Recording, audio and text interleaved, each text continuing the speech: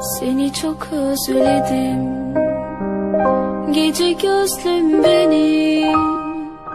Gemilere bin gel, yine gidersin.